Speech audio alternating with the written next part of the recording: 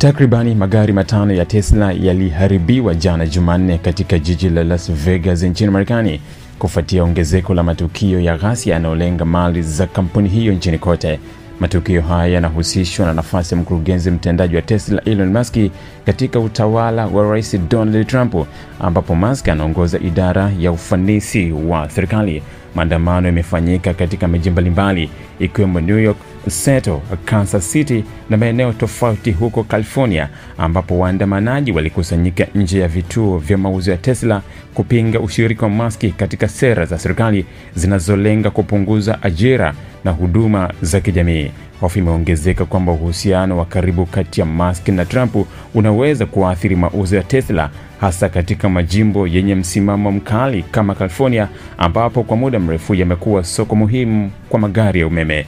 Katika baadhi ya matukio, vituo vya Tesla vimeharibiwa kwa kuchorwa graffiti na kuchoma moto, ingawa hakuna majeruhi walioripotiwa. Msemaji wa ikulu ya Marekani alilaani mashambulizi haya akiyaita ugaidi wa ndani na kuahidi kuwafuatilia wahusika kwa nguvu zote. Hata hivyo, baadhi ya wamiliki wa magari ya Tesla wameonyesha wasiwasi kuhusu mwelekeo wa kisiasa wa Musk, huku wengine wakibaki waaminifu kwa bidhaa hiyo lakini wakijitenga na siasa zake. Mwanamuziki maarufu Sheryl Crow alitangaza hadharani kuuza gari lake la Tesla kama ishara ya kupinga ushiriki wa Musk katika utawala wa Trump. Wachambuzi wa masoko wanaonya kuwa uhusiano wa karibu kati ya Musk na Trump unaweza kuathiri vibaya chapa ya Tesla na kuwafanya wateja wajitenge na bidhaa zake. Hisa za Tesla zimepungua thamani kwa kiasi kikubwa kutokana na ushindani mkali na maandamano dhidi ya uhusiano wake wa kisiasa.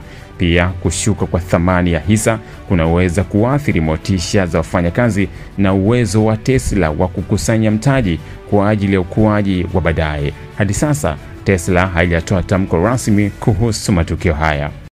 Mkuu wa chuo cha The Kilimanjaro Institute of Technology and Management kilichopo Mwenge jijini Dar es Salaam chenye ithibati na usajili wa NACPET namba REG/ANE/029 anapenda kuwatangazia nafasi za masomo kwa ngazi ya diploma na certificate kwa muhula wa masomo utakaoanza tarehe 7 April 2025 katika kozi za IT, Hotel and Tourism Management, Front Office, Business Administration, Accountancy, Procurement and Supply. Chuo kimebobea katika ufundishaji kwa njia ya vitendo na kimeweza kutoa wanafunzi wenye weledi. Wengi wameajiriwa ama kujiajiri, na kwa wale ambao wameamua kuendelea na degree wameweza kujiunga na vyuo vikuu bora hapa nchini na nje ya nchi. Pia kuna kozi fupi za offer kama vile Computer Application, Graphics and Design, Video Production pamoja na CCTV Camera. Kwa maelezo zaidi piga simu namba 0717816034 au 0715075840. KITM, elimu na ujuzi kwa uchumi imara.